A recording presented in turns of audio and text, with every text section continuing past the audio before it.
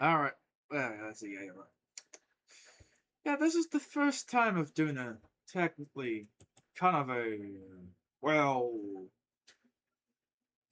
not exactly the first time, but more of a something that's been in my mind that you know, always have a complaint about.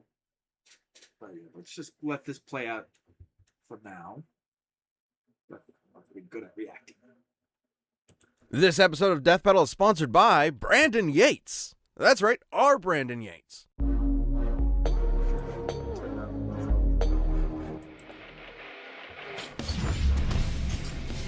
The Chosen Undead, the accursed god killer from Dark Souls. The last Dragonborn, the dragon-slaying savior of Skyrim. Resigned. Wait, I should remember. I can pause this. Right. But the real analysis is gonna really happen in the action scene. Because that's like the real thing I had the most problem with. It's just half the volume of that. Into captivity, these two demi-human heroes embraced their destinies and stared down the very gods themselves. And devoured their friggin' souls! Because these two lack... Oops. I accidentally pressed the mute. So I'd say that part... Gods? No, not really. I say, well, technically, Dragonborn faced an instrument of a god, but not an actual god. Like, the same extent of, like, the Morrowind and an Oblivion protagonist actually did. Where, like, Morrowind protagonist actually fought the tribunal gods and Dagoth Ur. Compared, and also, like, Oblivion protagonist actually fought like Jigalag and won. Compared to the Dragonborn, it's like dude only fought a mere instrument of the gods instead of at an actual god. Like as kind of like just basically just a Fitnir of, is that how you pronounce that Norse mythology dog? Like just a Fitnir of like Norse mythology. Basically of Skyrim, but a dragon. But not really, well, quote unquote, god. Just continue. Two demi-human heroes embraced their destinies and stared down the very gods themselves. And devoured their friggin' souls! Because these two lack specific canon arsenals and movesets due to being role-playing protagonists, for this death battle we're giving them everything they have and maxing out all of their stats. Load of shit on that statement. Maxing out their stats. That is like actually a load of shit with that statement. Which is totally possible in-game if you're willing to grind. He's Wiz and I'm Boomstick. And it's our job to analyze their weapons, armor, and skills to find out who would win a death battle. Our story begins at the end. The great cities of old have collapsed. The heroes are dead or mad, and the Golden Age is over. Looking out upon their decaying kingdom, everyone would like nothing more than to lay down and die. Too bad for them. That's the one thing. Also, they technically showed 3 different Dark Souls games right there. I'm kind of an nitpick there. Because, trust me, if you try to include later Souls ones, not a good idea. Because eventually they'll get faster and faster to the point of, Dragonborn has absolutely no counter. Because his weakness is, he's just too slow. They couldn't do. The world has been gripped by the undead curse, turning anyone with a mysterious dark sign into mindless, violent hollows upon repeated soul-crushing deaths. But there is a prophecy of a chosen undead who will journey to Lordran, the home of the gods, and save the world. Rotting away in an asylum, all it took was an assist from an unlucky knight and a giant raven before one unlikely hero Let's see.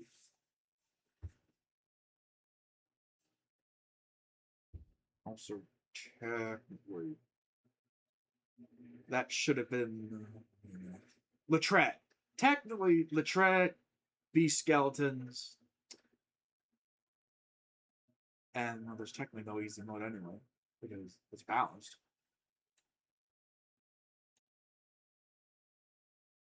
Also, that part is technically true right there, yeah. But yeah, like Basculus, when you know what you're doing, is kind of a nothing problem. I mean, that point when you progress later in the game, anyway, it's like you just start to realize, you know, I don't think Basculus are that bad when I can just, you know, have a crap ton of humanity and just use the clothes that basically, you know, the character Latret murdered and which effectively, ironically, gave you an armor set that gives you a crap ton of curse resist anyway, making them kind of not of a problem anymore. Actually, yeah, better yet, why not? Why isn't ghosts in there? Because I mean, that is like actually the most hated thing in Dark Souls 1 is ghosts. Like hey, do you have a particular curse or the few weapons that can hurt them, or a consumable item that you can accidentally run out and have to buy more? Felt too bad. Well, Hero was ready to claw their way through their progenitor's forgotten homeland. And it helps that as long as they can keep their sense of purpose, an undead will always resurrect at the nearest bonfire. Now, they might slowly lose their memories, their personality, and their sanity, but the curse gives them as much time as they need to get good. Undead are unnaturally resilient, able to survive being impaled through the chest. They've been chewed, eaten, and digested by what I can... Also, despite saying unnaturally resilient, this is gonna probably contradict, well, the part in the action scene. Only described as a toilet demon. And they can have their souls torn from their very body, because undead humans don't need their souls to survive. Just pop some of that spicy Sunny D and they're good to go. If anything, it seems like they get off to it. And speaking of souls, they can absorb the souls of their fallen enemies to increase their power. They're a master with swords, hammers, spears, axes, bows, you name it. And that's without any formal training. With the right stats and setup, they can be anything from a cartwheeling assassin to a dragon-smashing tank. To the giantest of dads. And despite the serious gothic themes of the series, these weapons can get anime as hell. Smo's Great Hammer is a ginormous mallet the size of a sedan. Based on its size and likely bronze composition, it'd have to weigh over 100 tons.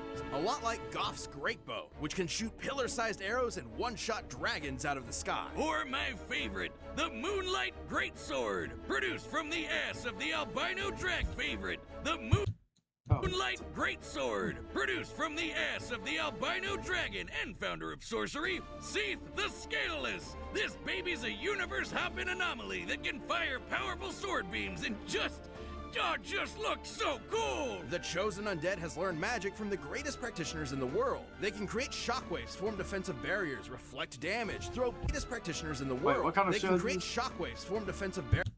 Wait, how do you block? Oh, I guess he used great, like, strong magic shield.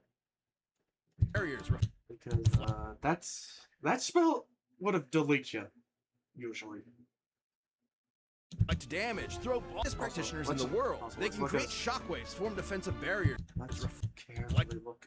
Can't see his catalyst. Damage, throw balls of flame, control minds, fire magical crystal spears, turn invisible, and toss bolts of sunlight strong enough to peel the stone scales off of mortal dragons. So their pool of magic is pretty limited. So if it comes down to it, they can shut off all magic in the vicinity with the miracle. Also, it gets a little chaotic when they show, well, different footages of the undead, because technically you are showing a different character.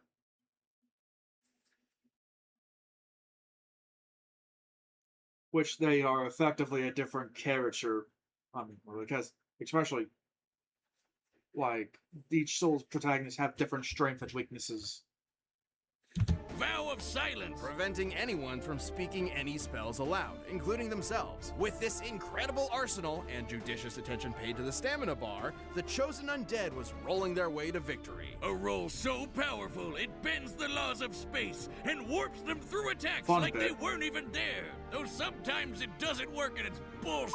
That's just a game mechanic, but great to use when you're panicking. They've defeated Nido, the god of death, the bed of chaos, the mother of all demon kind, and Calamite, the strongest surviving ancient dragon. That was when the chosen undead was dragged back in time to face the fallen knight Artorias, the greatest warrior in history.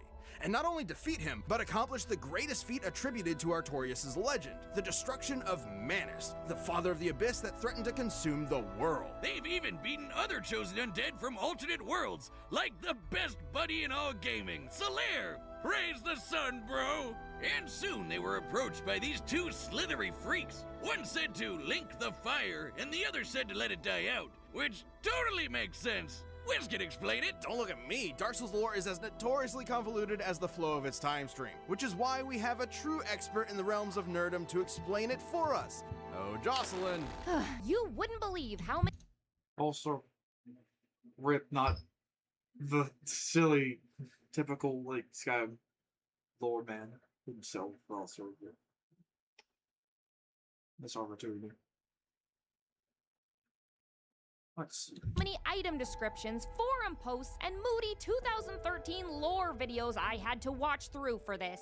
It's story time, kids. In the beginning, the world was unformed and static. Then suddenly, the first flame burst to life, and with it, the concepts of heat and cold, life and death, energy and time, light. Also, just to make sure I'm not going crazy, like, yes, I'll just play this video and oh, wait.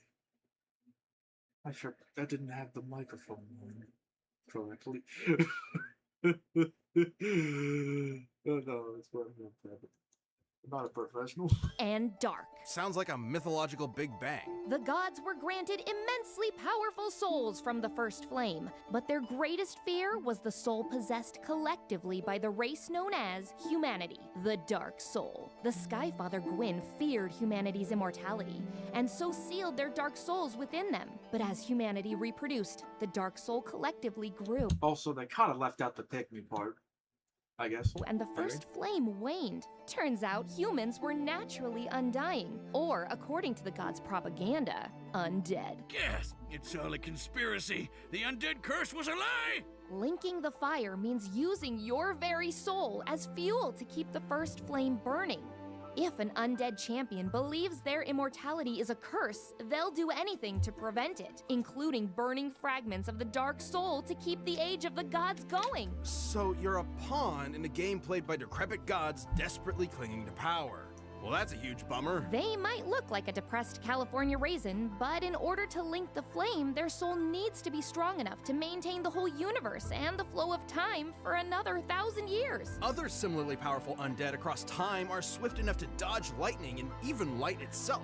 Based on their dodge compared to this beam and the time it took to reach them, they'd be reacting and moving at over 20% the speed of light. At the end of their quest, they faced down and defeated Gwyn, the Lord of Cinder, long hollowed from linking the flame 1,000 years ago. So, which will you choose? Also, technically, didn't bring up an interesting detail of strangely hollowed. I say strangely because most of the gods previously, technically, like Black Knights or Silver Knights, that kind of stuff, you don't really see them hollowed. Like, you don't see, I think, I'm not sure. The Orange Sea Illusion thing bullshit. You don't, let's see. Even despite what see, Artorias gets consumed by the Abyss, he technically did not go hollow, just abyssed, consumed. Link the fire and prolong the current age, or let it fade until only dark remains. This is the biggest bummer of them all. Truth is, it never mattered. The cycle just continues age after age, with new heroes replacing the old ones, until the chosen undead was long forgotten. Until the infinite march of time ground the world to ash. It was never about the happy ending. It didn't exist. It was about the struggle to get there. That's ultimately what gives us meaning. This episode of Death Battle is sponsored by Rant. Nope.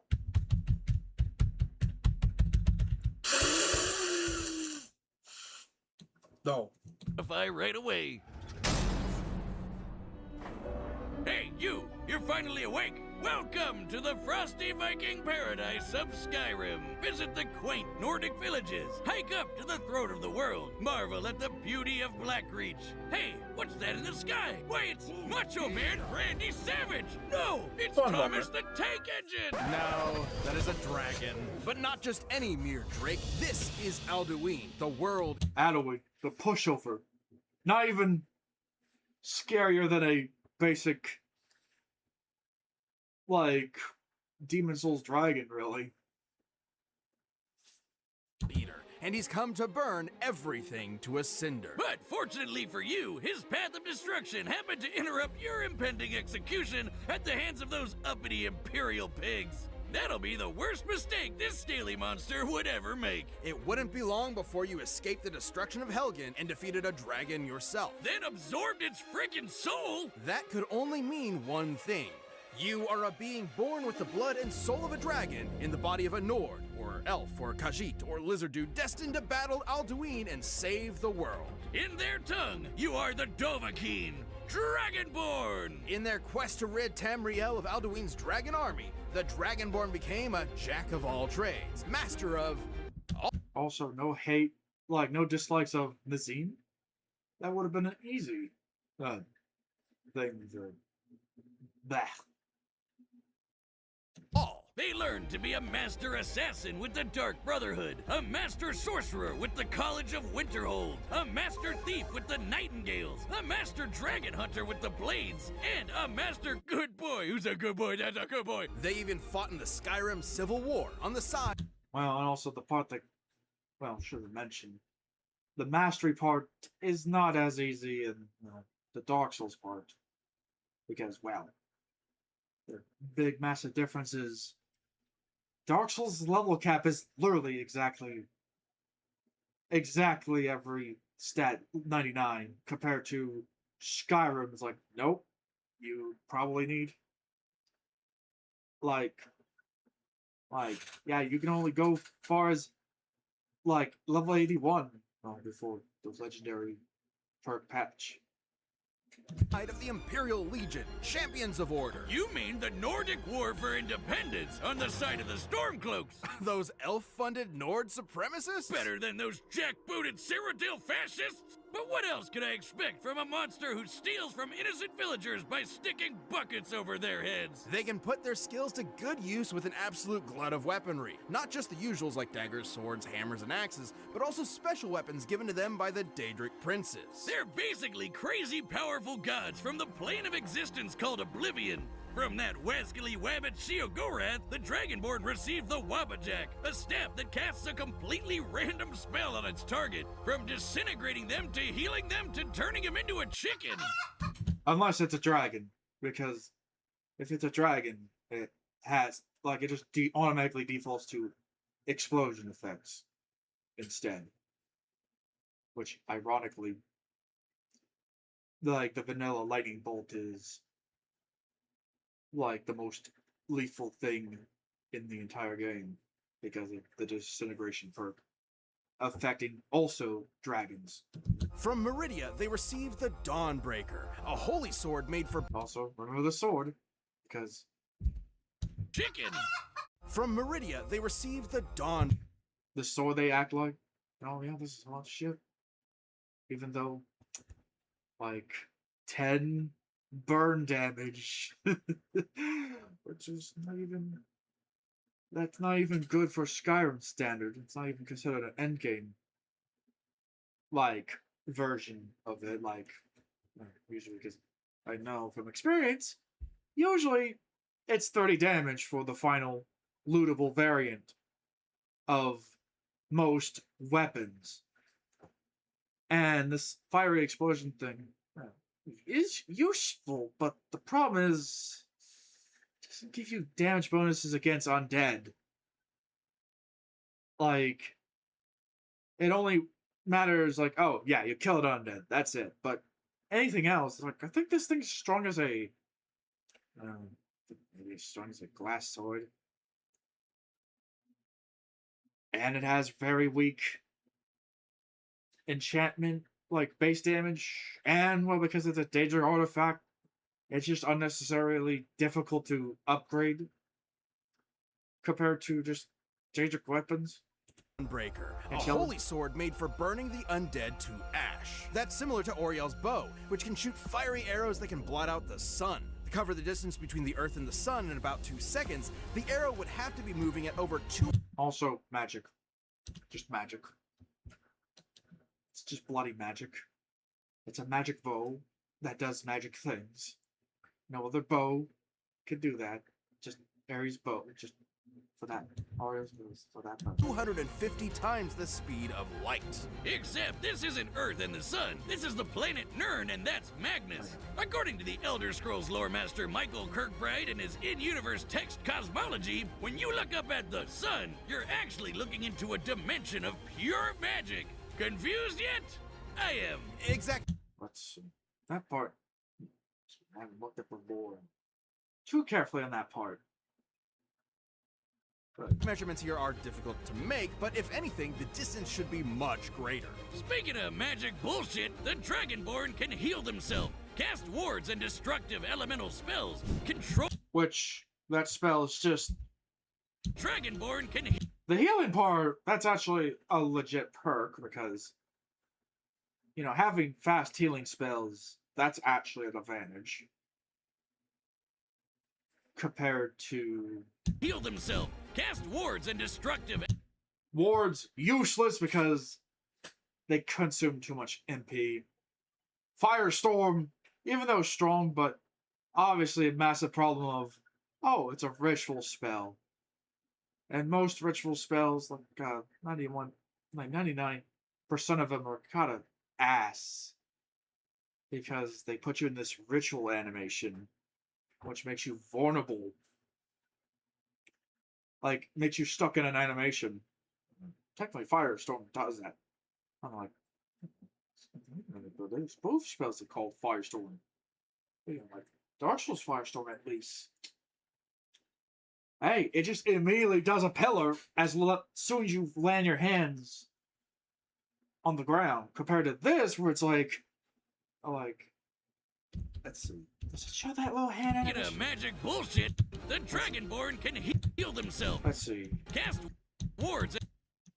But, you know, 41 per second. That's, like, no joke, ass. Because you don't get a lot of MP without enchantments, by the way. and destructive...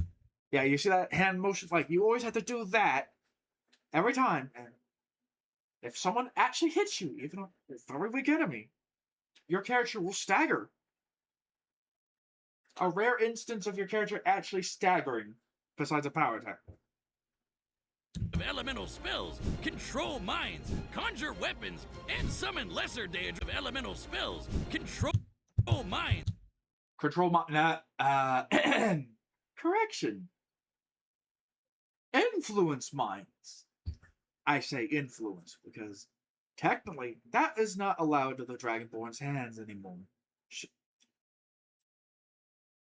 I mean, technically... Oh, wait, right. There's been one. Kinda. But that's a shout. Compared to... They're talking about just playing out spells. Which, yeah. Spell-wise, they're not allowed... Dragonborn does not have access to command humanoid, command creature, like Morrowind and Oblivion Protag. Where they can just straight up use it as a spell, then... Well, I have to go to this DLC to get 3 shouts, and also, hopefully... Well, I mean, thankfully I don't forget to complete 100%ly the DLC to get the 3 levels of it. But still, that, like, infamous Merak. the boss fight that just bugs out, like, well, you can't kill me. Conjure weapons and summon lesser Daedra to help the mountain of scrap. Which, unfortunately, most of the Daedra you summon are kind of pathetic, besides the Jamoral Lord. Which, honestly, I think, well, like, which,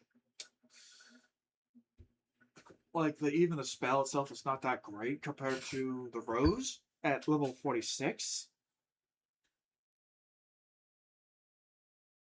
They're an especially powerful mage because their mana recovers itself automatically over time. They'll never truly... But here's a problem. Even though they depict it as like, oh, that's a big perk. Problem is, once they're in combat, it drastically starts to slow down to the point it's practically not noticeable. Just barely different than just a slightly faster, let's see. Yeah.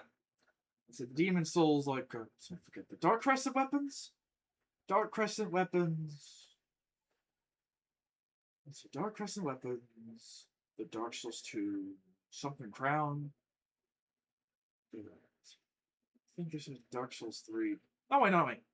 Oh wait, right. There's a ring, right, in Demon Souls that regenerates MP. Dark Crescent weapons. The magic regeneration ring, I forgot the name of it. Sorry. The Dark Souls 2 second round crown ring. Not ring, crown. Brains! And then Dark Souls 3, I think, had it. And then Elden Ring, well, did not have it for the base game. They did delay it to the DLC for no reason. But it's effectively, when you're in combat, it's just the equivalent of just slightly faster, MP regeneration of those things when you're in combat. Which, by default, you're not going to get any faster without enchantments, which...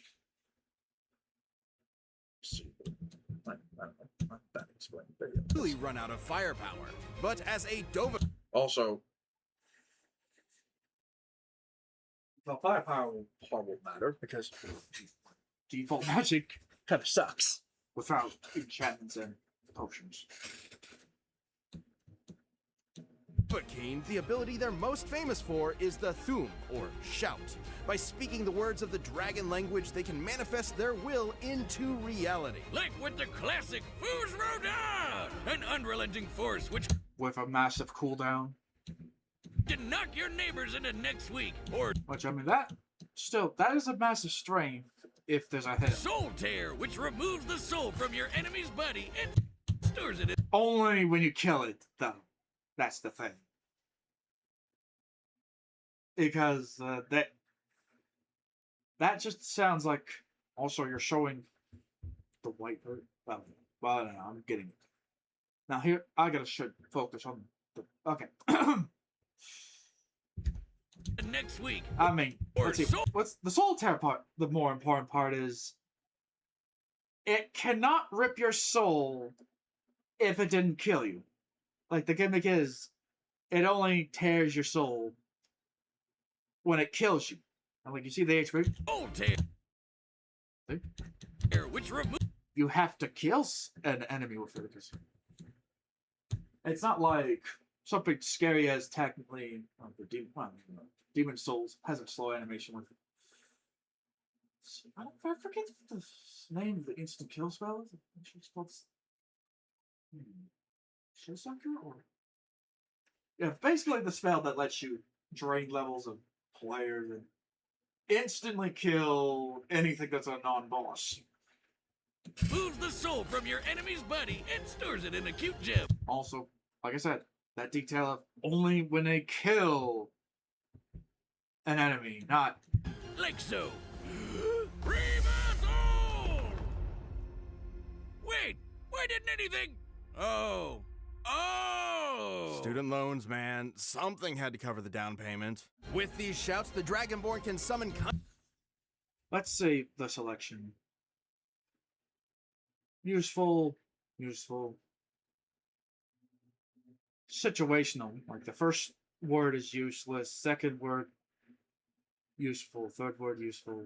Dragon expect only works for a day. Dragon Ren get like very useful for one enemy in particular. Drain Vitality. Pretty end. Mark for Death, that's like the real goated shout. Roll in Sprint, good for platforming, but not good for combat situations at all. Country-spanning storms, slow down time, and even call upon a dragon for help. Ode of summon country-spanning... Which, I mean, this lightning's, like, the lightning shout, storm, like, calls pretty nice. ...spanning storms, slow down time... That's actually another... ...and even call upon a dragon for help. Also forgot to leave out, like, they leave out the part where he can technically summon that dragon as well. I say part of it, summon, because, like, Dawnguard has a deal, like, well, no, Skyrim has a DLC, Dawnguard, where the shout, you can just summon a dragon instead of calling for it, which usually a cave will stop the dragon from, like, well, I can't. Odaving.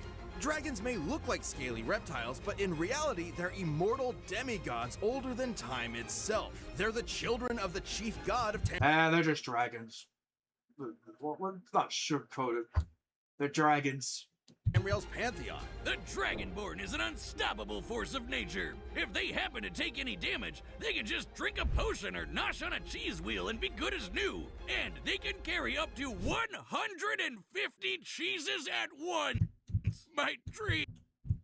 Also, unfortunately, well, here's a fun fact. In case people don't know, that what I remember learning from a video that Demon Souls, the reason, like, interesting enough, Demon Souls originally, I hear, was intended to be like an Oblivion-like game before Miyazaki had a change of plans to the game we know, like the rest of the franchise. Which, the little reverence of that creature is in the character creation, which, interesting enough, that the character creator they use is either similar or the same as the same engine with, like, Oblivion used for the character creator. Which is why they both have that famous silly look and even similar slight manipulation stuff. But yeah, okay, I gotta get to the point. The reason I bring this up because Demon Souls Protag actually has carry weight. Of course, not a lot. But now here's the part that gets juicy. The Dark Souls protagonists, even though it doesn't look like they removed carry weight, you know, there's the equipment load, but there is still, well, the item load mechanic still embedded in Dark Souls 1. And by default, I think I remember that, like, he has 10,000 equipped, like, item load. Which usually is not a problem until you start to stack a bunch of armors and weapons. Which requires a stupid amount of them. Or, like, you know, a bunch of giant dad armor sets, whatever. To achieve that very thing. Which leads to a glitch, comically. Assuming these abnormally large cheese wheels have an average weight of 70 pounds, we can determine that the Dragonborn can carry up to 10,500 pounds of cheese. At how much stamina, though? And that makes sense, considering 10 have an average weight of... My dream! Assuming these abnormally large cheese wheels have an average weight of... And they can carry up to 150 cheeses at once! 150 cheese. But yeah, like I said. My dream! Assuming these it's a abnormally joke. large cheese wheels have an average weight of 70 pounds, we can determine that the Dragonborn can carry up to 10,500 pounds of cheese. And that makes Which I mean, yeah, effectively, technically, per se, yeah, the Chosen Undead can carry 10 times of that because that hilarious leftover. sense, considering they can match muscles with giants who are so strong they can shatter the game's spaghetti code to pieces. Well, they're strong, but With giants who are so strong they and pay attention to the size of the giant. The giant is just, well, 3 times the size. If you see, I think, yeah, like the giant citadels. What's it get? Like to get Dark Souls, the giant citadels, and Smo. Let's see, giant citadels. They're like 4 to 5 times like bigger than like the Chosen Undead, and let's see, giant citadels are like. Wait, did I repeat myself? Yeah, I did. Damn. Let's see. I get started. Yeah, giant citadels. Are basically the things that are guarding Anor Londo 5 times bigger, while the actual giants are like 10, like let's see, 7 to 8 times larger. And Smo, I think no, I'm trying to think. The giants are 10 times the size, while Smo is like 8 times the size. But yeah, like you see the mouse, like see the size? He's not that much bigger. And also, I mean, the giant is in this game is strong. Just also remember, they can shatter the game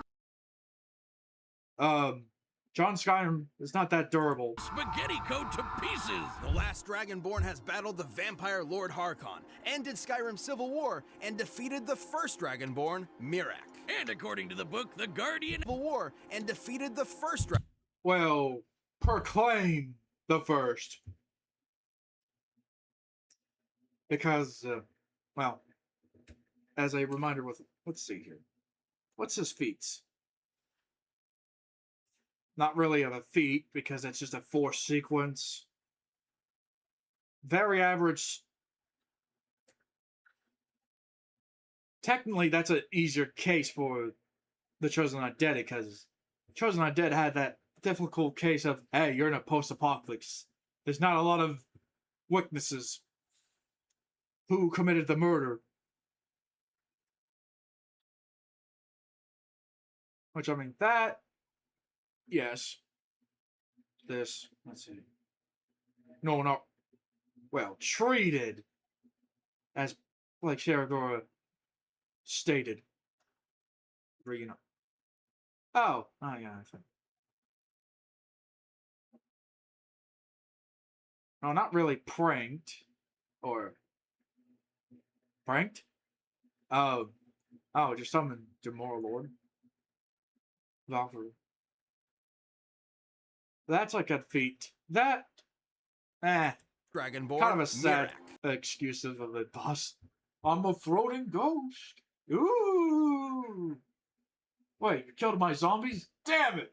I guess I have to fight you as a zombie for some reason. And according to the book, The Guardian and the Traitor, Miraak was powerful enough to tear apart the island of Solstheim from Skyrim's Also, now here's the important part. Right here. Well, I should. Well, I'm not good with it. Now, here's the important thing to talk about Elder Scrolls. Why would, like, here now? Because, even though there's lore and stuff, whatever, in Skyrim, but here's a thing that makes Elder Scrolls lore different than most lore of games. Is technically most of the lore has an Arthur, like a fictional Arthur that written these books. Which that means is like, wait, damn it, oh no, this is what happened the first time. But yeah. Ugh. Damn it. Brain fog. Okay, wait. Oh, I got it.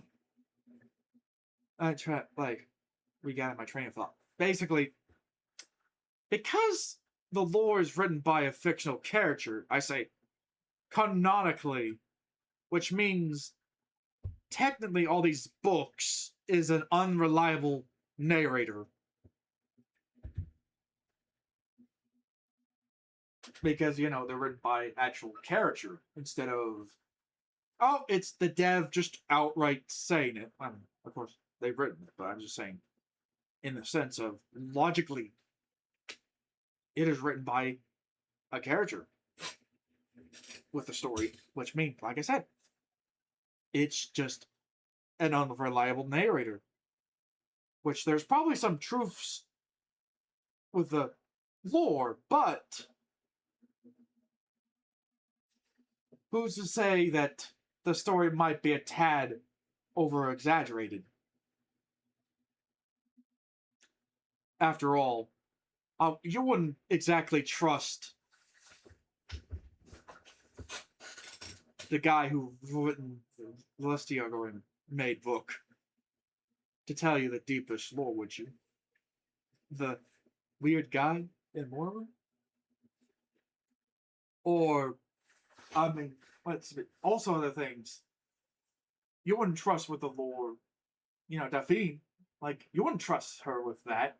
Acting like, yeah, no, we know Prophet Max, he's a bad guy in 100%. Like, we know his crimes, despite we're just, people that just are like, this is just, he's just, like, way before our time. Like, old Earth time. And this is just, what's it, but yeah, like, God, bleh, stop. Back. Basically.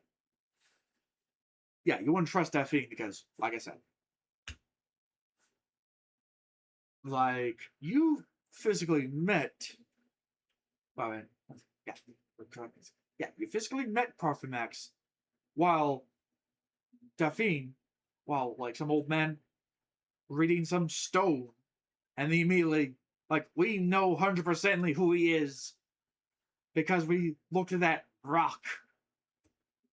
And we are super offended of his very existence, despite dragons just recently came back for many, many, many centuries. Like, effectively before our time. Which we're just effectively just being offended for no reason particular. Like, treating like some Fire Nation that recently just raided your village. Like, it's, I mean, in the sense of, like, you know, story-wise, like a lingering off threat to have a backstory, but no, the Blades, an entire of Morrowind and Oblivion, never fought a dragon. And technically the last, like, the first instance of a first case of a dragon ever since before Skyrim is the Avatar of Akatosh. That's it. Which, yeah, that just makes it how you make Daphne even more unlikable. It's like you act like you know shit, but you don't. But yeah. Mainland. By comparing the size of various countries on Tamriel's map, we can determine that Solstheim is a landmass nearly 1,500 miles in diameter. In order to move that much land over the course of their fight, Mirak's magical prowess must have output an energy over 300 teratons of TNT. That's 3 times. Nah, they're very slow. You're talking about the slowest Elder Scrolls characters in the series.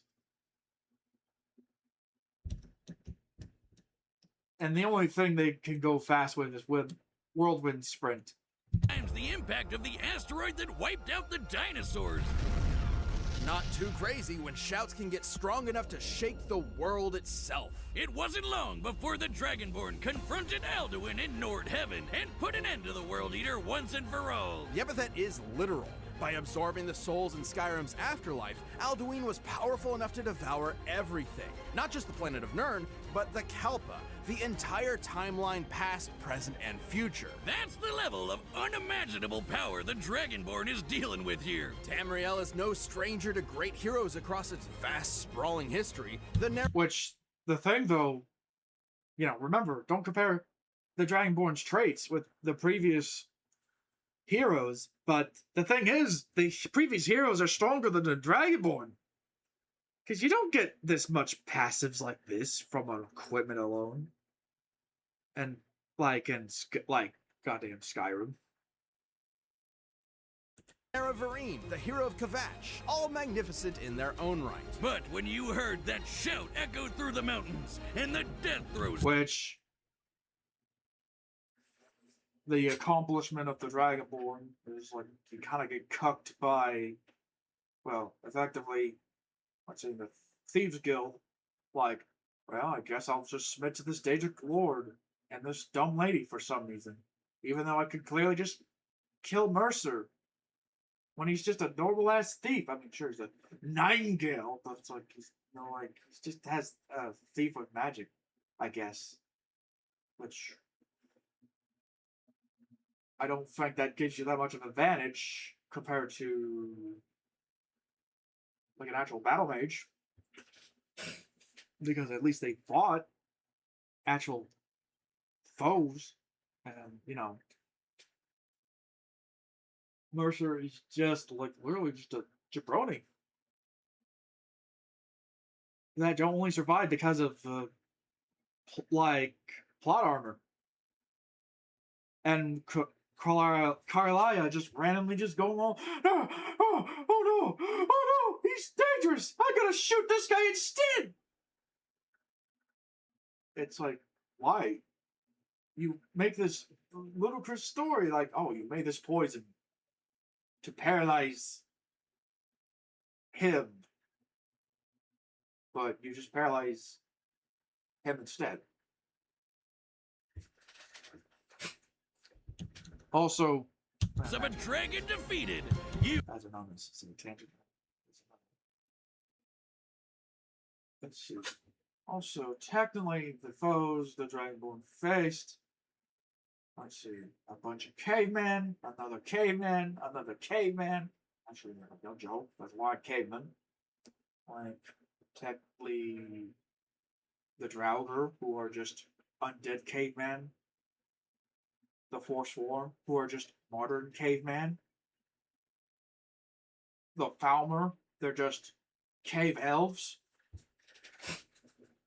The Giant, it's basically a cave like NASA, because they send you to the moon. You knew it could only be the Dovahkiin. Dovahkiin. And also, another thing to note, despite with the lore nonsense,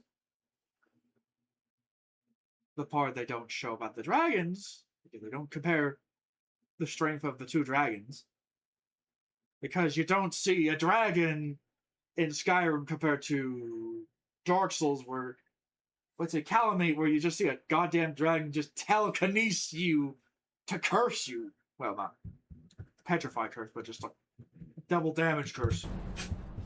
Hey, Wiz, did you know that I can blow up a galaxy? What? How? I signed up for a Death Battle YouTube membership. By clicking... Oh Who yeah. Now here's the go and stop this fool. For a Death Battle! Run the data through... Okay, now.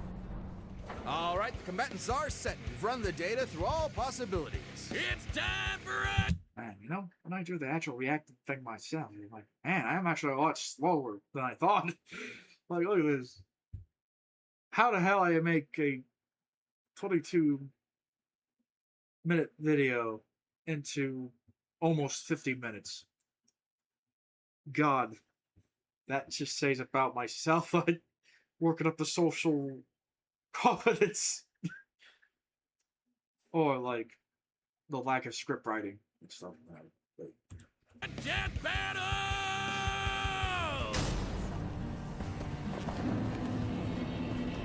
Go and stop. And you see you see the Dragonborn having default armor, which iron helmet, basically just the weakest tier, heavy armor. Well, besides the Imperial helmet. Somehow that's just worse than iron.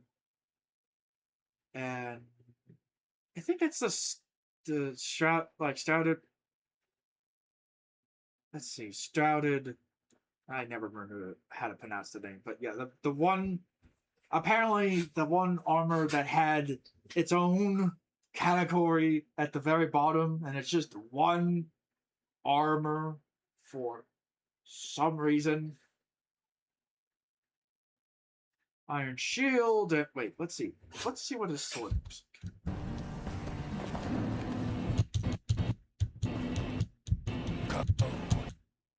That is a.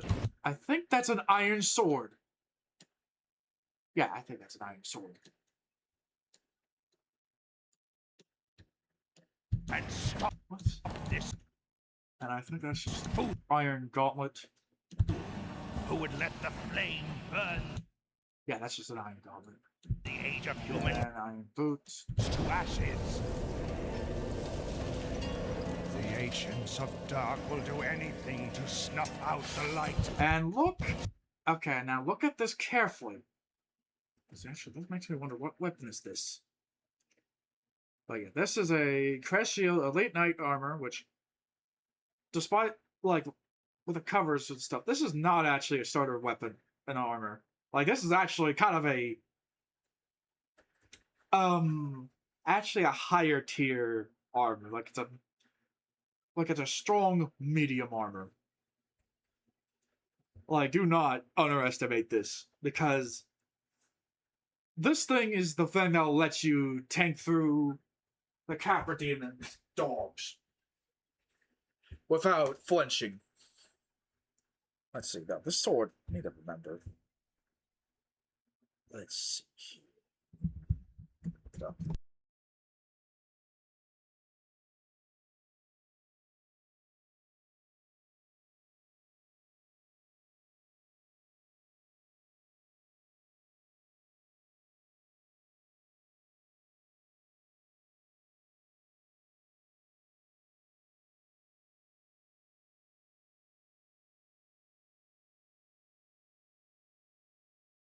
Okay, that might. Okay, I'm looking it up. It's probably the Astora sword. Shameful I forgot, but then again, I never have a close look at these swords. But yeah, no, that's the Astora. Yeah, no, that is the Astora sword, which already technically the Chosen Undead is already in a bigger like my brain. Well, it's probably should not be staying up so late. And my brain's just stuttering. Okay, gain composure. Okay,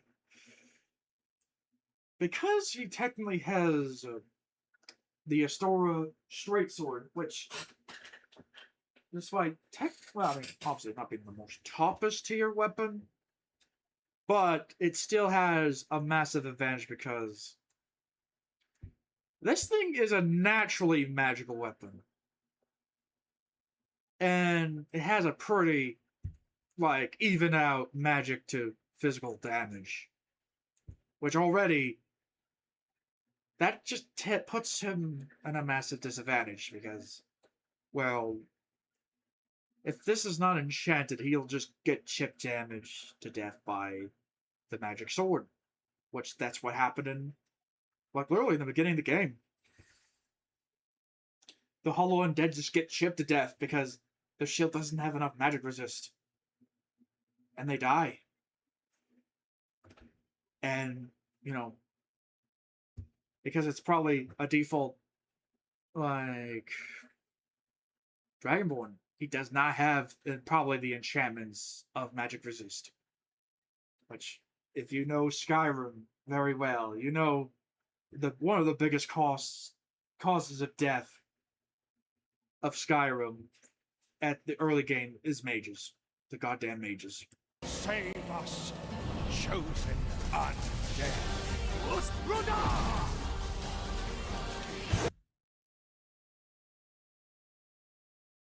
Weirdly, managed to block. Oh, then again, maybe. Well, actually, then again, technically, because unlike the Dragonborn, he can actually can block magical attacks without the like. Let's see, the Dawnbreaker shield. No, not. How could I forget this shield? It's shame on me. The Dawnbreaker is the sword. What's the shield's name?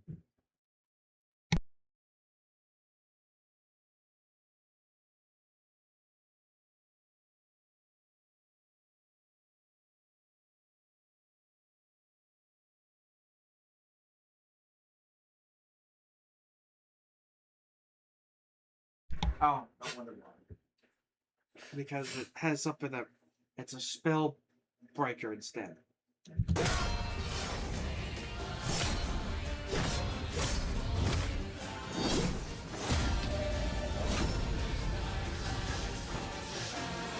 Also, somehow escape a parry animation.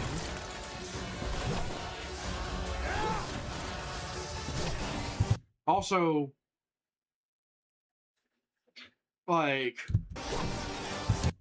that is technically a cheated Dragonborn because he cannot do those slide animations. Like, okay, at least he has the similar swings in the game, kind of. But, yeah, no, that is very fast.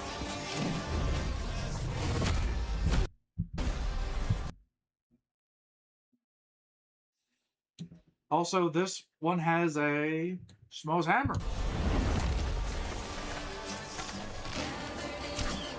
What shield? Wait, what? Let's see, what? I don't... Wait, what's it? Is that the... Let's see, is that the... Oh, that looks... That shield... Not shield. Vibrant. That bow looks crusty as hell. Oh, look at this. This is a crusty as hell bow. I think that's supposed to be. Oh. Oh.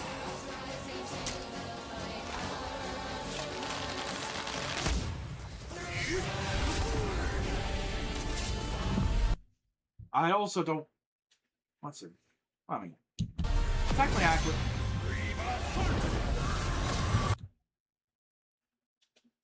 Also, he didn't land that many hits, and somehow, which I say that because here's an important detail. Look at his sword. Because you know he's swinging that with an iron sword.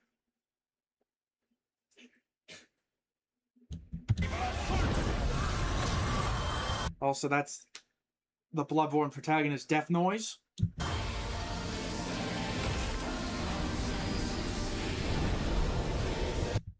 But yeah, that right there is kind of bull. Especially... Now here's the biggest problem I have with this video, actually. Is depicting him being very, very, very frail. Despite, technically, it's the other way around. Why would I say that at all? Well, you see, in case you don't know, in Skyrim, you know, when you level up, you can invest only one stat per time, which is only MP, like, only magic health and stamina. Which, when you increase it, you can only increase 10 points for each level per time, like I was saying. And you can only choose one. Which, mind you, the maximum HP for a Dragonborn without the legendary update is just 800. Which takes 80 goddamn levels to get to that point without enchantments. While the Chosen Undead, however, here's the reason he's like the complete opposite. Like, the dude, when he gets 40 vitality, he gets he gets 1325 HP. Already a bit more, much more than the Dragonborn, and it's not even at the level cap at all. Like, he doesn't have to risk an entire level cap to get that stat. Like, the dude could just go 40-40 with endurance and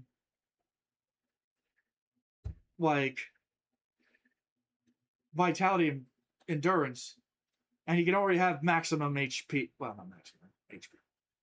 Like, a lot of HP and maximum stamina already, compared to him, where he has to sacrifice. He has to sacrifice the choice of getting stamina if he wants more HP and make the 800 HP thing possible without enchantments, mind you. So, to me, that feels like a foul play. Just depicting him just a brutish tank somehow, despite...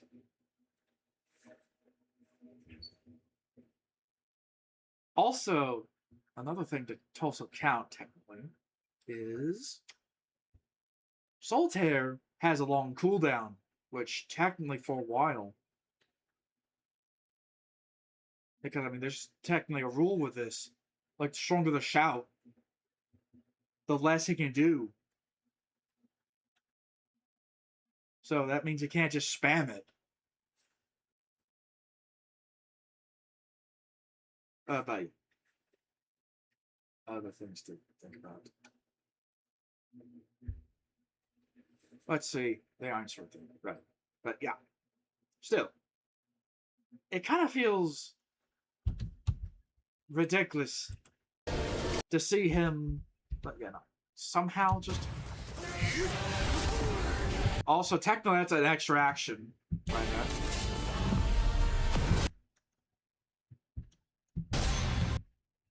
But you know, like I said, Iron Sword. Oh, I'm getting scattered through. Stand up. But yeah. Still, do you expect me to believe a default ass Dragonborn with basically the lowest tier sword to actually deal enough damage, like even enough chip damage to be enough to get Solitaire? Now, let's see. Okay, now here's the interesting part to look at. Is how much damage Solitaire does.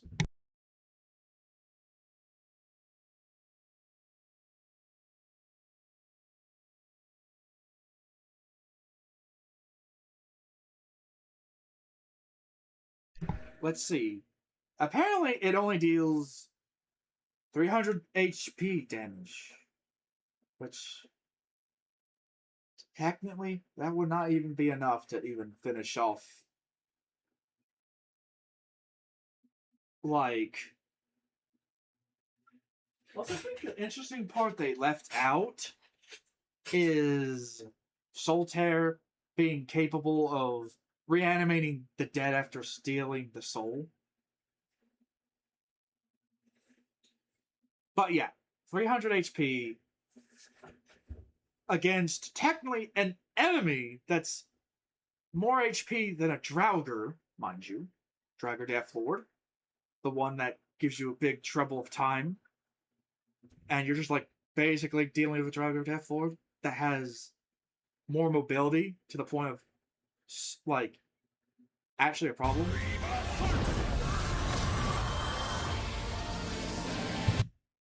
But yeah, no. It's like you expect me to think Solitaire had that same capability of like King Alan.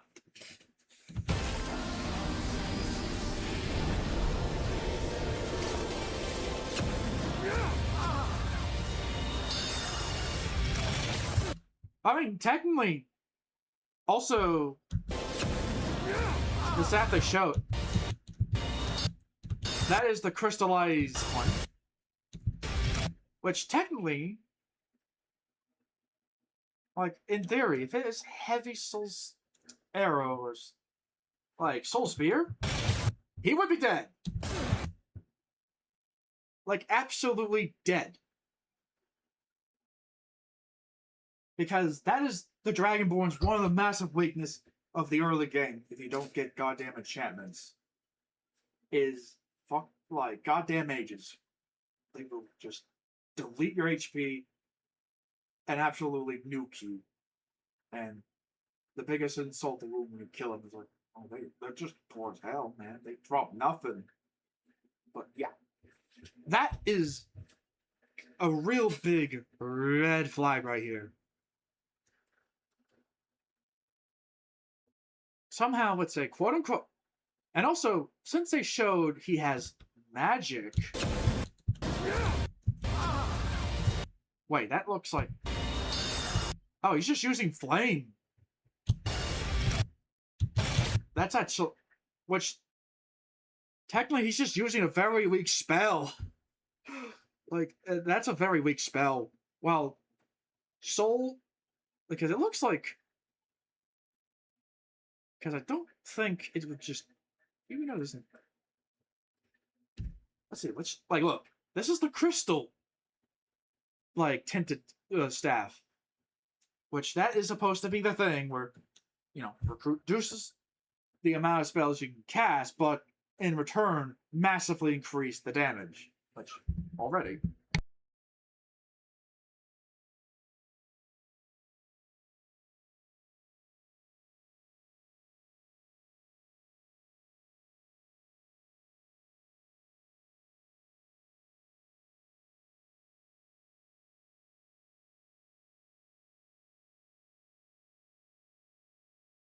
Let's see. Technically, requirements to even use the damn thing is 22, but no, 32 intelligence.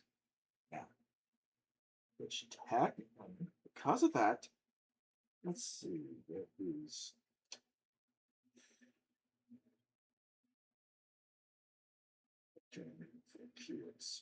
Yeah. Because it's 32 intelligence, which technically, in theory, we should be able to use. It's not like. Mostly, I think, technically. Let's see. Here. Obviously, you're not using the dark spells. Well, those are lower requirements. Insanely lower. But yeah. Technically, spell requirement wise, that seems pretty real. Which is using potentially heavy soul arrow or like or great heavy soul arrow. Still, that is just not an item you should underestimate because that is the thing. If it lands a hit, it will nuke you, especially low HP players. And also, that should not. If this is the dragon variant, this wouldn't do shit. I mean, they're still good. But then again, actually, think about it. Flame spells don't do shit. And it makes things worse. All shields have natural elemental resistance in Dark Souls.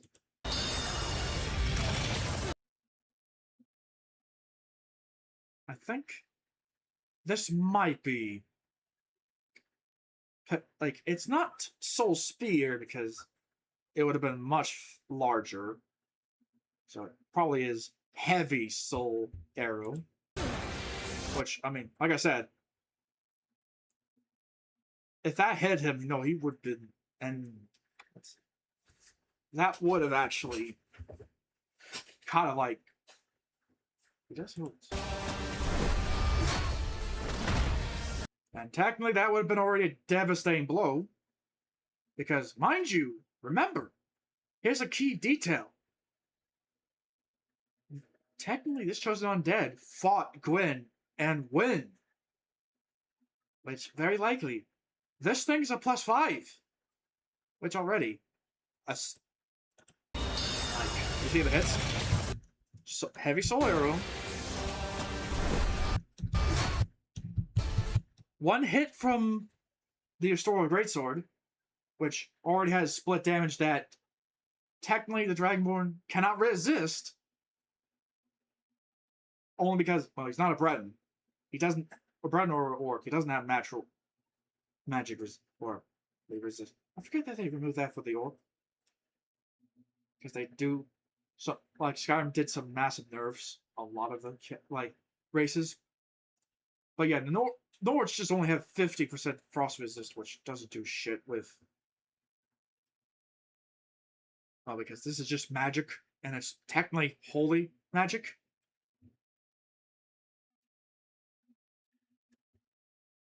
Imagine how embarrassing if he was a vampire for that moment.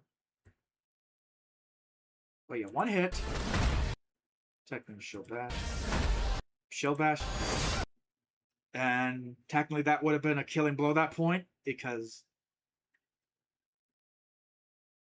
like I said, Dragonborn does not have split damage resistance. This armor only it only resists physical damage. And he's getting hit by a weapon that has even physical and magical damage, which that would work in his advantage.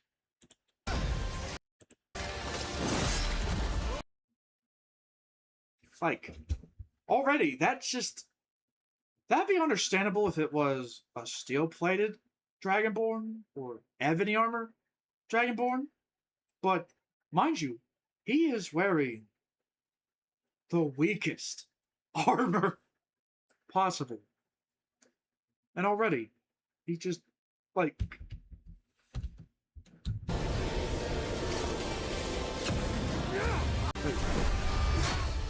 one, 2, 3, 4, 5. 5 hits, and let's see. 1 hit from the heavy soul arrow, 5 hits. Let me see. I think 5 hits from both weapon and shield. Let's see. Let's count. 1 magic.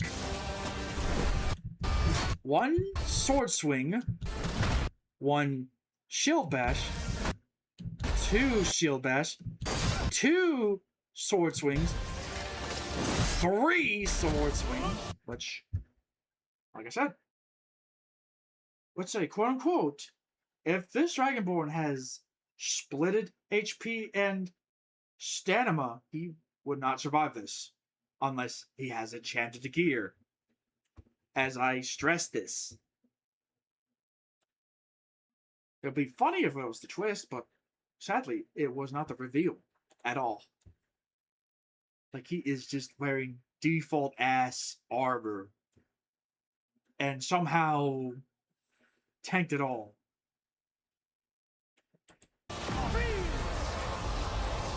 Also, technically, this dragon was not able to show up because he's in another plane of existence. It would not work.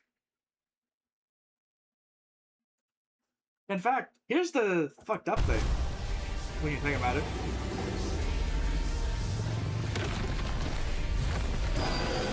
But yeah, I mean, here's the fucked up thing when you think about it is, so wait, you choose Solitaire, but not the dragon who taught you this. At all. The one you summon. Who teaches you to use Solitaire. Which technically would make more sense to use him. Because you could bring him out to another dimension. Compared to this dragon who's technically stuck in Earth.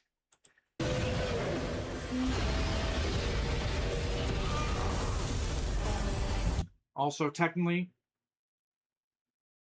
technically he could survive this because, you know, unlike Dragonborn's shield, like all the Skyrim shield, it actually has split elemental resist and physical resist stuff. So he could just block it all, believe it or not.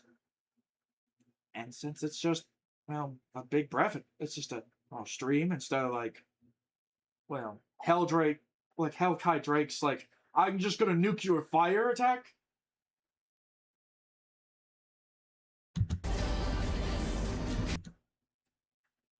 Which, I mean, but yeah, this is just technically like, yeah, no, he technically is just, let's see, what kind of healing?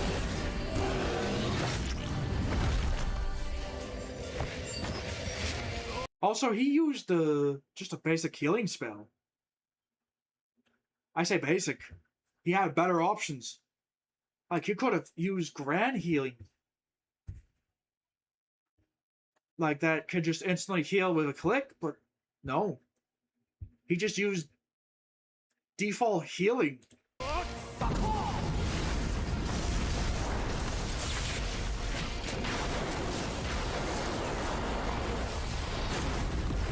Which, also still, if it was technically Morrowind, like, if we were going to get really meta, if it was technically a Morrowind Nord, he can endure this. But this is a Skyrim Nord with all the wimpy, nerfed resistance. 50 frost resist compared to Morrowind Giga Chad Nord with 100 frost resist with 70 shock resist. 75 shock resist.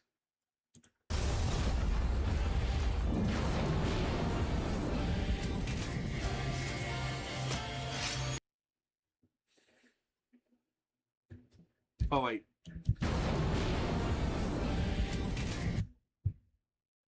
Wait a bit. Hold on. Just for the bit. Before I do this, I will have to cover the screen with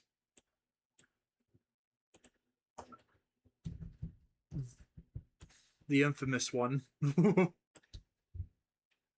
Alright.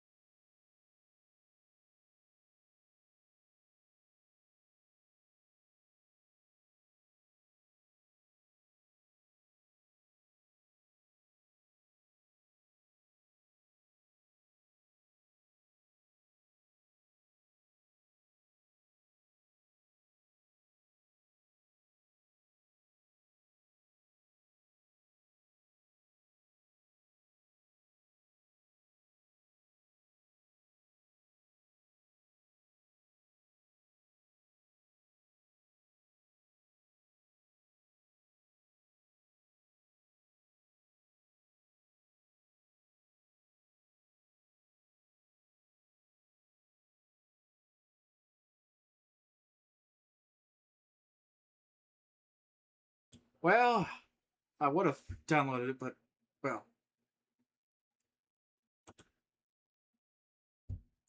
I guess, like, wait. Okay, let's just get into that bit. Alright, and the 1, and the 2, and the 3.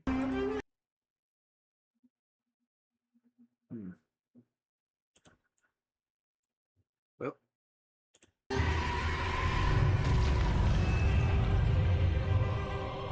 basically.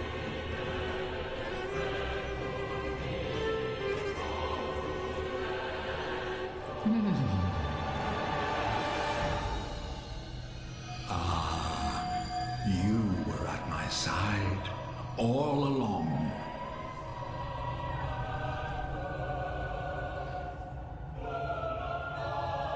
My true mentor. My guiding moonlight.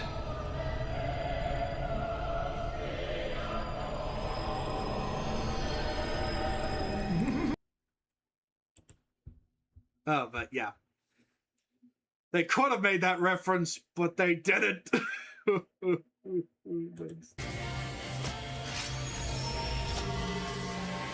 Which also technically, because this is DS1 Moonlight Greatsword, you know, Dragonborn would have been fucked. Because he has, like, technically no defense against that, unless you're, like, full on just exploiting the game, like, disenchanting the Shield of Solitude for the extra magic resist. Also, this is a terrible counter. And also, here's the ups. Also, I think this is another upsetting thing. Is wait. Oh.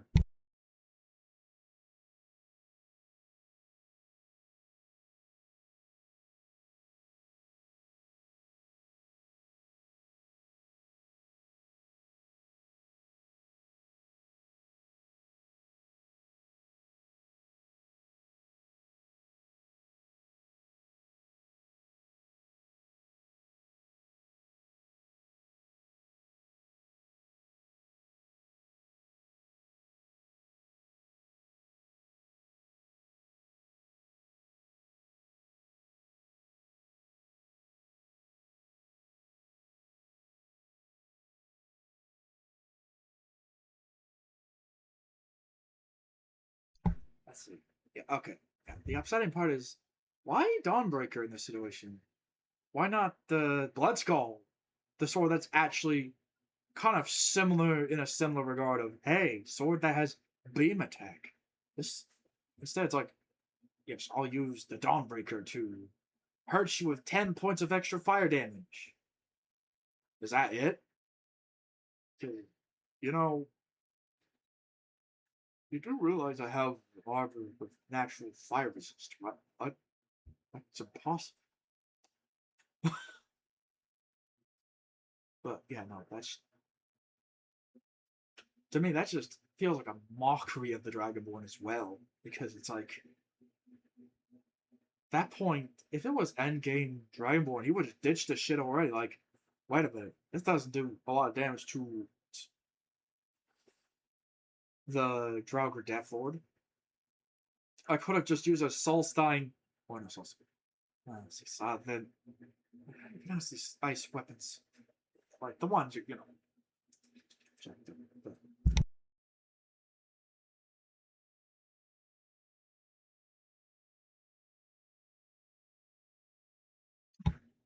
The one with the jacked up, like, Frost Enchantment modifier. Which just outclasses every weapon in the game, effectively. Because of that. But, yeah. In fact, technically, if he wants a better choice, technically a silver sword would be a better choice. Because at least it actually does bonus damage towards the undead. Hell, even the Dawnguard. Oh, wait. Oh, I must have only works on them. I forget.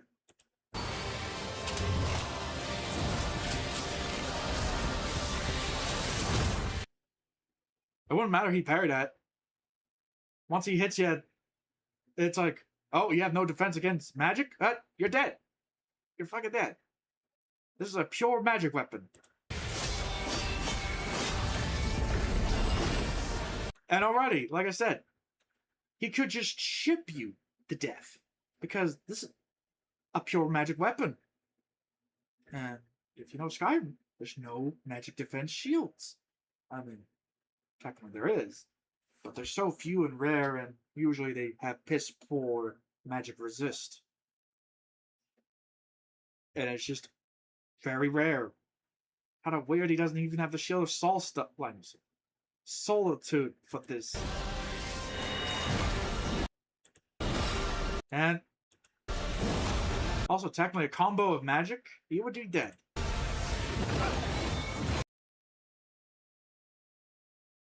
Also, here's also another problem. You do realize the Moonlight Greatsword is a very holy weapon most of the time, right? To the point of it probably has divinity more superior than only in Demon Souls and Bloodborne. Yeah.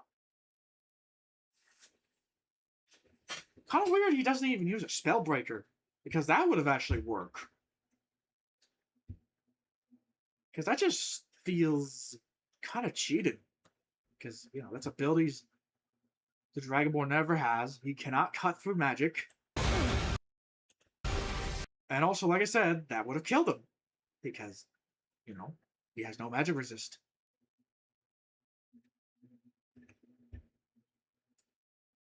He has none. Unless he has the Shield of Solitude or other magic resist enchantment, which clearly it doesn't look like he has any.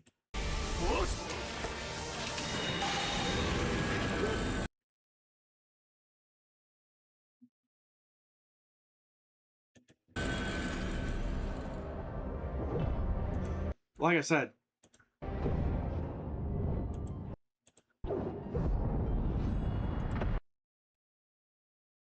still with that stab,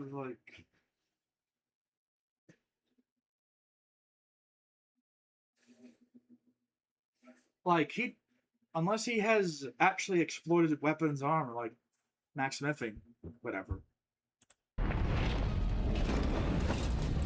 Like, I mean, that point, like I said, that's it. Like, you know, experienced player would just move on from the damn Dawnbreaker. It's like, no, just get the ice weapons. Just get frost damage and chaos damage on the weapon. Prepare to die.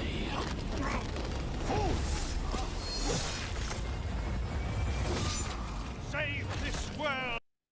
Still, like, I feel like still it is kind of an like disservice. Like, feels poorly, you know. Chosen warrior, bring the Kind of like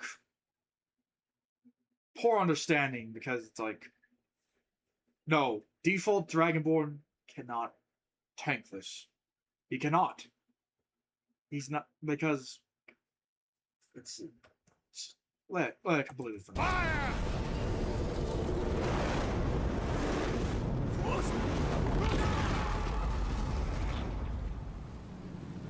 Let true dark be cast upon the world. Our Lord hath returned.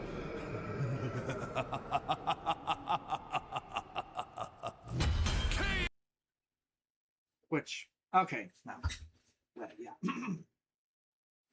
Still, this is just a very upsetting misrepresentation of both of like the characters. It's like pretending, oh yes, the Dragonborn could just tank all your hits. When, you know, I remember when I played Skyrim, I don't remember able to tank a random vampire with an iron axe that just randomly decapitated me and stuff. It's like, well, because I foolishly try to do mixed stat builds. But yeah.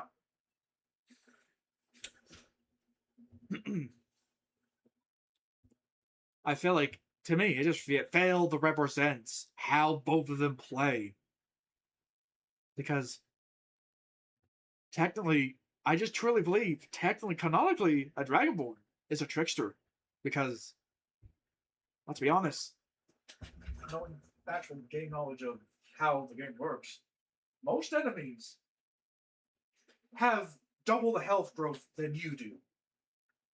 To the point of like, technically in a vanilla game, without the legendary update, they can have an amount of magic and HP that's impossible for you. Without enchantments, anyway. And they have unique damage perks that just deal even more damage that you couldn't with based weapons. So, I mean, basically, like, the Dragonborn literally has to cheese his enemies to win. I say in the sense of, fight honorably? No. Oh, no, no. He tries that with a dragon, like a legendary dragon, he's gonna get instantly killed by the death cam. So that's why the Dragonborn has to play as cheap as possible. Like, he's an exploiter. He's supposed to be exploiting the system, which, I mean, technically, I think, I remember hearing about, like, Shim. The thing about Shim, besides the godhood, is gaining the realization that the world you're in is not real. Which, in itself, technically, like, pretty much the thing about with Elder Scrolls protagonists is they're capable of knowing tricks that NPCs are not able to do so. So, pretty much, the Dragonborn could just think of ways to outmaneuver difficult situations with unfair tactics. I mean, sure, some of the shouts in here or there, but the fact that the Dragonborn just walks in with an underpowered equipment. I say underpowered because it's not even depicted as, oh look, Dragonborn with a fork or wooden sword with an enchantment of 1,000 damage or something like that. No, none of that. He's just using the lowest tier's weapons in the game. And dude would not even bother to get Blood Skull. The sword that would have actually go well. Because it's a sword that has red beams. Moonlight Greatsword? Bright bluish green beams. That would have gone well. But instead it's like, no, I must use Dawnbreaker. That'll definitely deal bonus damage to undead, even though it's like the explosion enchantment only works with killing them, which that would not work.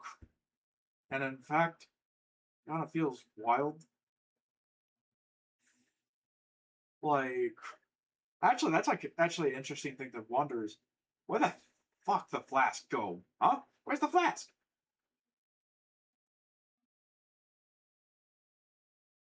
Like, technically, that's the one thing you don't want to deal with, is because if the Dragonborn, like each death the Chosen Undead has, you can just flask it up, like, because remember, this is the same game. You can get 20 damn flasks, and you can still heal a lot. And fast, too. And it's rechargeable compared to the Dragonborn's limited supplies of potions. Because, let's be honest, without exploits, he's not going to have a lot of them. I say because that requires you to have the meta knowledge of, I don't want to wait for 24 hours to get more potions. Smack the merchant. I mean, save first, smack the merchant, reload, that kind of stuff. None of that. None of that meta. Right. Just let's finished. Man, I am a slow talker. God, this boss is bullshit! This debate was fascinating. That was an hour and 30 minutes. Man. You know, maybe it's a lot harder than I think. The Dragonborn had a wider variety of training, better access to summons, and magic that passively regenerated, as opposed to the Chosen Undead's limited pool of magic. Limited with, at least it deals damage without enchantments. Vow of Silence was a slick counter to the Dragonborn's magic and shouts, but it wouldn't Also, one, last forever. two, like he would have just got shit to death. Dragonborn like I was said. significantly faster too. The chosen undead. Wrong. But it wouldn't last forever. The Dragonborn was significantly faster. No, he isn't. And if he is, he's using the worst armor.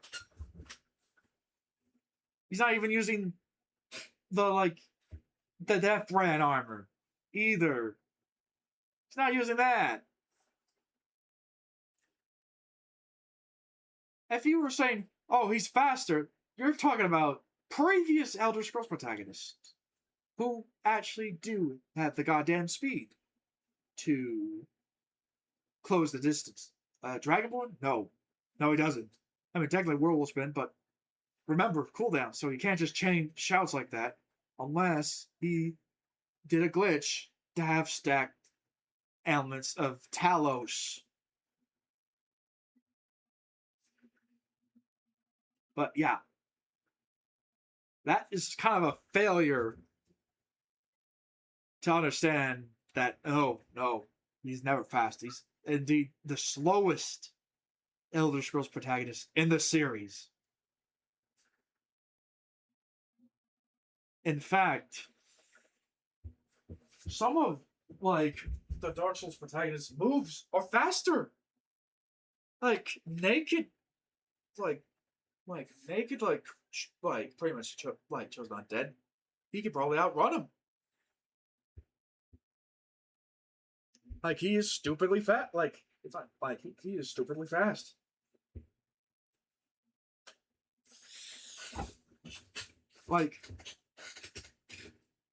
He can roll like crazy.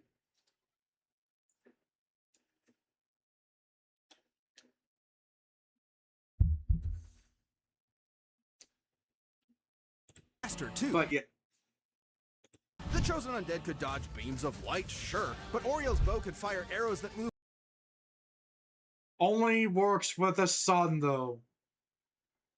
at least 250 times that. But none of that mattered if the chosen undead couldn't stay dead. You'd think the Dragonborn's anti-undead weaponry like Dawnbreaker would be an easy solution, but the undead of Dark Souls aren't really the same as Well, and also mention it only works when you kill him, which wouldn't matter at all. Because, what? Are you facing an army of chosen undead? No, you're not. It's use the silver sword. Augur from Skyrim. Skyrim undead are more like those classic reanimated skeletons, but Augur from Skyrim. Skyrim And also, look how he kind of struggles to turn a bit. are more like Because look, those classic. because if he was faster, then why he struggle to back away from the Draugr Death Lord? I mean, he can kind of strafe it, but it's the fact that technically, if he tries to walk around them, they will manage to hit him. Reanimated skeletons, but And look at this. Look at the enemies. remember the conspiracy. Humans in Dark Souls are naturally immortal. They're not actually undead. Soul Tear wouldn't have been much use either, considering humans in Dark Souls can have their souls removed without dying. So, It wouldn't matter because, like I said, Solitaire, he has to kill your opponent to do that. why didn't the chosen undead just keep coming back until they eventually won? Like with any Dark Souls boss. One word, power. The Dragonborn had way more and Way more power, he says, using the worst spell in the game. Well, not really worst, but still. greater feats of raw power than the chosen undead. You sure about that? Oh yeah, like summoning country-spanning storms with a single shout. Which, it is strong, but here's the thing. It only worked because, technically, the NPCs are too stupid to move out of the way. Let's see, what's the... defeating Mirror, Danger who Sword? split a continent. There's also the lore. Both characters are essentially mythological demigods. Also, lore, get back to that point. Like I said, it's an unreliable narrator with just like Elder Scrolls because it is written by a person. Reminder.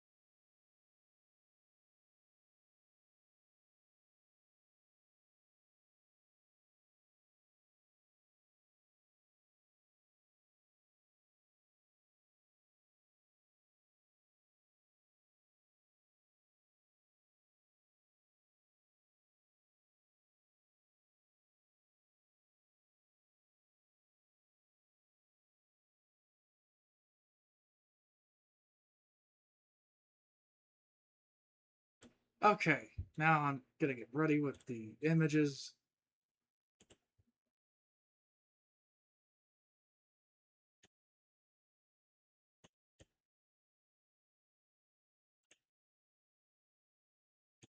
But yeah, let's see.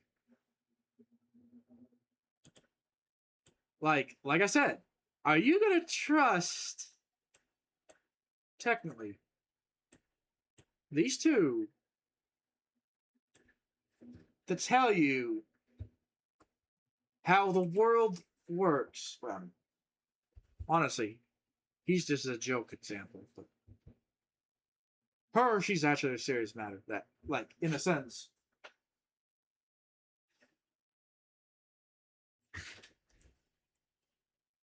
But like, in the sense that, yeah, would you believe either of the two, despite the fact, let's say, for example, with dragons, I don't know, they're both reptiles, something, whatever.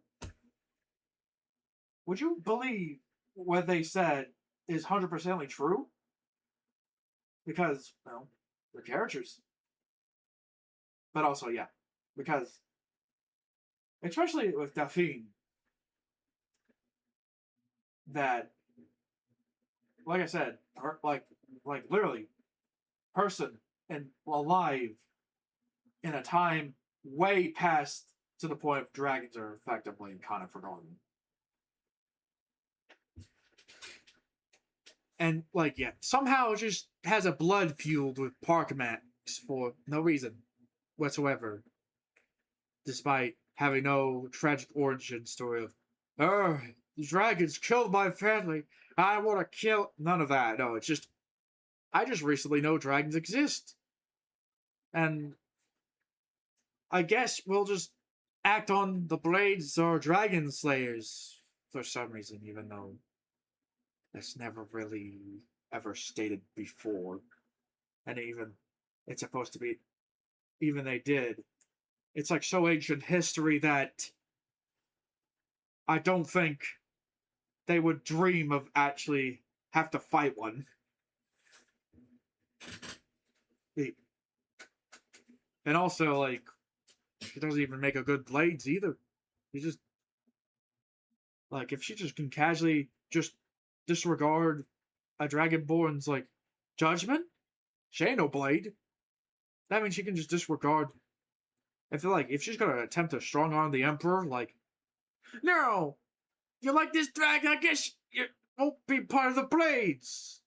I'm the Emperor. You're very stupid. That's going stupid. But yeah. Yeah. But just saying right there. It's in the same kind of vein as Hercules or Sun Wukong. Gameplay alone won't The mythology part may be true of here, but give you the best Skyrim, no. idea of their full power No. as characters. So, let's get an idea. Nope. I don't know. You showed me a terrible depiction of that because I pretty much seen what a full depiction of what a full power Dragonborn looks like. Clearly not that. Of their max potential from the lore. The chosen undead sustaining the first flame with their soul was insanely impressive. Considering the first flame is responsible for the core concepts of the universe, like energy and time, it's not a stretch to say it affects not just the planet they live on, but the whole universe. But that's nothing compared to the power The universe? What makes you say that? So far, we don't ever go to space. levels in the Elder Scrolls. Let's compare the first flame to Alduin. Both literally run on the power of souls, and both can be directly scaled. No, not really. Sure, Adowin devours souls, but that's just a secondary thing. He's a world eater. He's just a dragon veterinary. To our combatants. Alduin had strength to consume the universe, not just Nirn, but the Kalpa as well. You know those planets you see in the sky? According to cosmology, those are actually separate, infinitely big planes of reality. Alduin was going to eat infinity. Multiple infinities. In comparison, the first Technically, no. Because the real, like, pretty much actually interesting part of the lore, and that part at least, actually, Adowin is a corrupt tool of destruction in the sense of he kind of disobeyed his role just to seek power and rule the world instead of actually eating it. So he just basically said, like, you know what? Wait a minute, this is stupid. I just want to rule the planet. That sounds more fun. Which, really, the only reason why the Dragonborn is even here is because it's like, basically, like, the whatever god's way of just like, okay, we need to kill Adowin so we can eventually restart the, like, world-ending thing eventually. Which, I mean, that's, like, actually the thing is. It's not like, oh, it's a kind action and stuff. No, it's kind of more of a...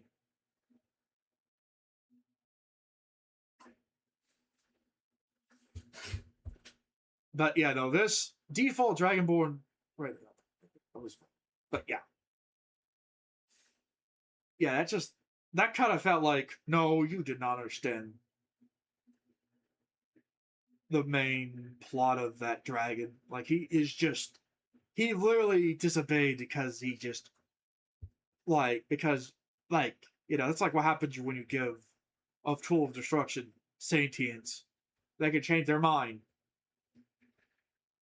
And, Dragonborn exists just to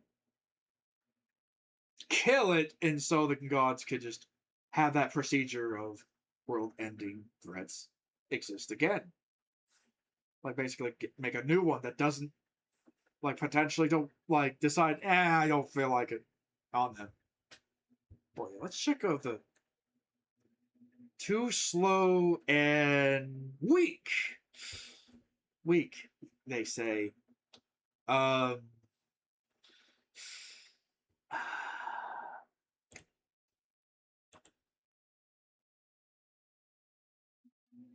like a little teaser.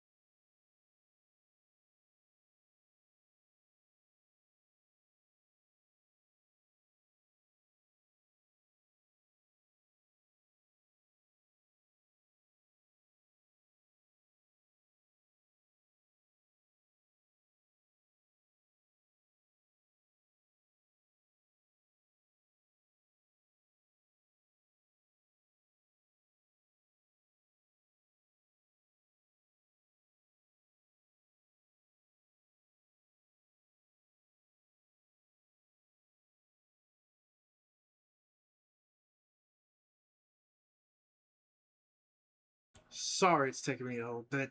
I'm just not like I'm not getting what I'm looking for quickly enough.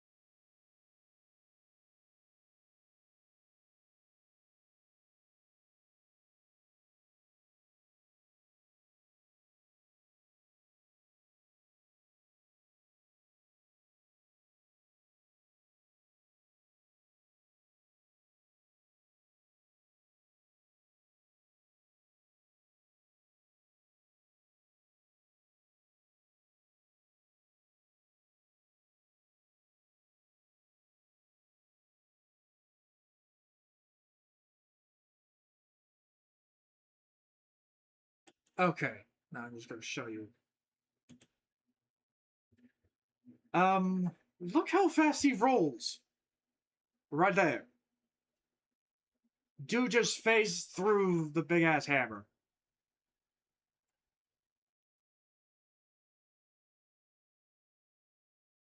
Too slow, they say.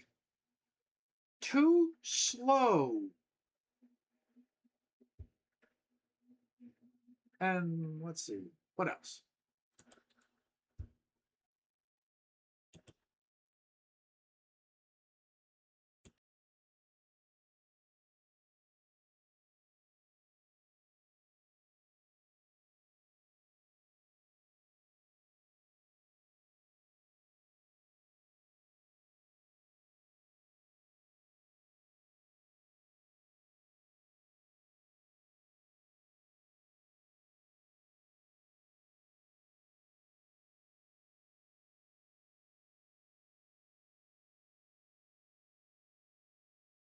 Oh, wait, sadly, I think I'm wasting time doing that. That's what I get for not having things prepared. Let's see. But, let's just describe this. Let's say, for example, the Dragonborn, with just basically defaulted weapons and armor, without any upgrades, even with maximum perks of damage, he doesn't deal a lot. Especially the fact it really relies on a lot of the smithing and enchantments unlocked. Compared to the Chosen Undead, it's like too weak, they say, as they use weapons. Also, that's like, I feel like someone got it backwards. Great variety, they say. Yes, sword. Let's see, dagger, sword, mace. No, dagger, sword, axe, mace. And also, great sword, battle axe, warhammer, and bow and crossbows, I guess. I think I also have something. Let's forget. Let's see.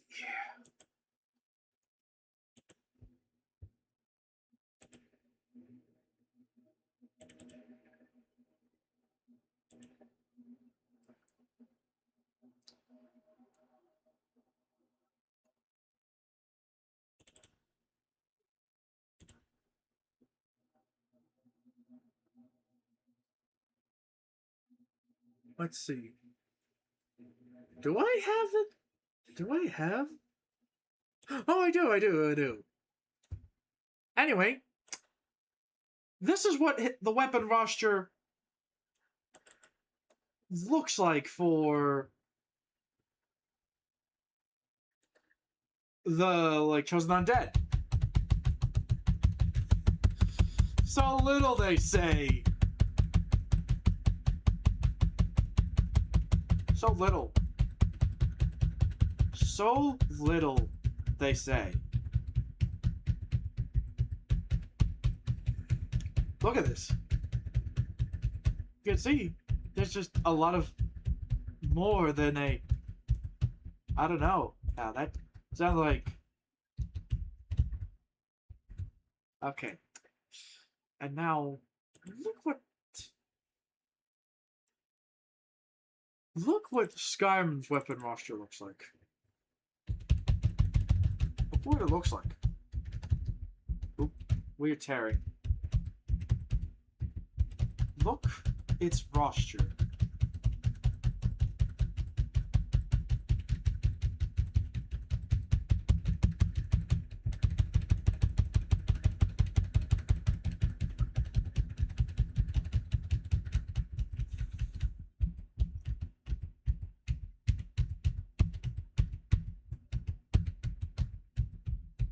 Notice that most of these weapons are just a different type of sword that, let's see. Let's count the weapon types. There's technically 1, 2, 3, 4. So all the all the one-handeds.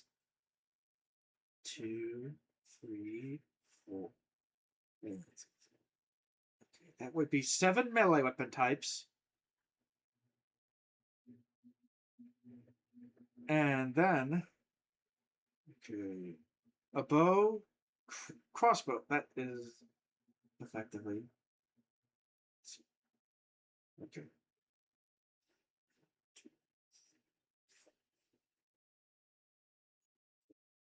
4 light weapons, 3 heavy weapons, 2 range weapons.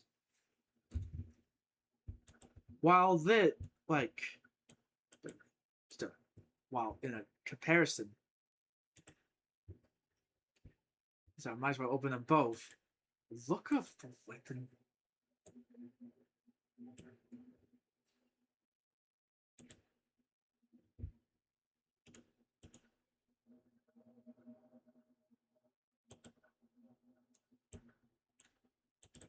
Like, look at the comparison with that.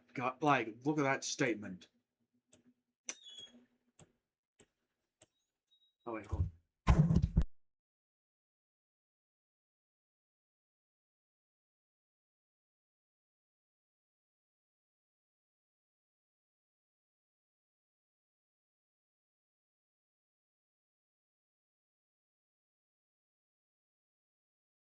That right there feels a poorly researched statement right there.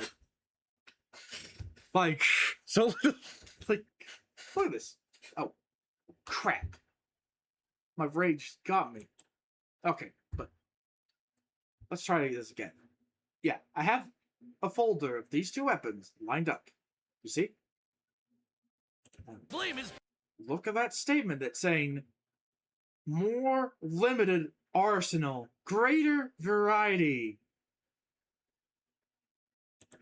And look at this. Yeah, look at the sky. Like, okay, look at the Skyrim stuff. Look at this. Like, look at this. Sure, there's a lot of weapons per se, but they're just most, like, end of the day. Oh, this is just a better version of that sword with the same animation. The only difference is better damage and stuff whatsoever.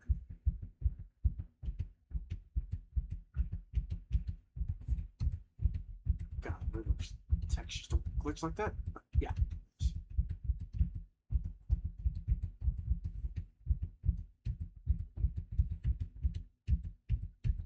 Look, but yeah, that's like technically all the weapons you only got. But now look at this. Look all of this.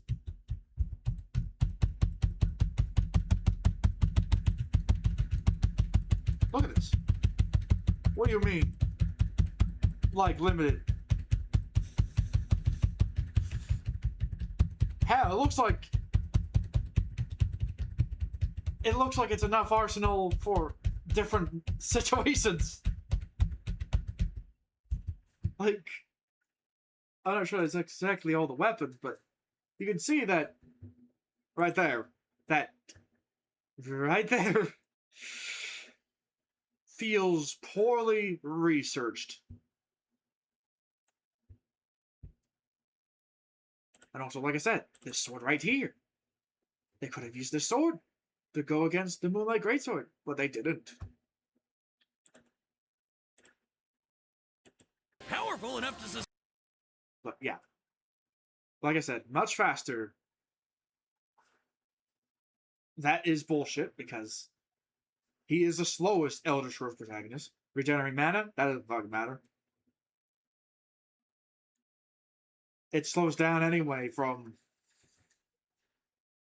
like when he's in combat. And I show you with the variety. Like, bullshit. Can only die once? Yeah. Far more powerful? No, he ain't. Unless he's exploiting the game. He ain't. Like, this feels like a poor... Like, it feels like, are we watching the same game? Like, to me, it's like, what would you think? Too slow and too weak to win. Like, is it because you try to do something stupid, like split the stats to, like, you know, like, you distribute it too thinly, and now it's just, let's see. Oh, yeah. Like, distributed and just have bad builds, and you think, oh, he's stupidly weak. Even though you could have just invest a lot of vitality and endurance, and it's just already an easier time.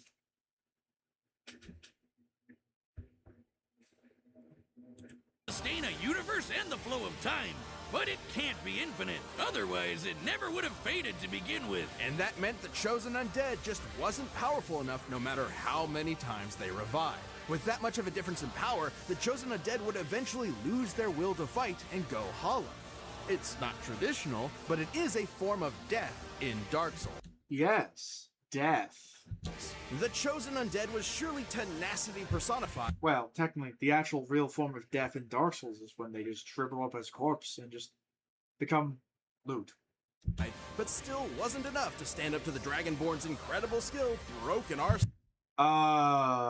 Broken Arsenal? You'd literally choose the worst of his arsenals. You didn't even give him Wind Shear. The weapon that just makes poise a joke. Personal and overwhelming power. The chosen Overwhelming power, my ass. undead could only last so long before they flamed out. The winner is Also, like I said, flasks. Flasks. Where's the flask? the Dragonborn. Thanks for watching. Stay tuned. We have Nah. But yeah, the next part. This is where things are gonna actually get interesting. Or maybe I'm going insane. I'm repeating myself. Oh no. But okay. Now, the thing I want to do, well, if I had more time anyway, is show a comparison of strength of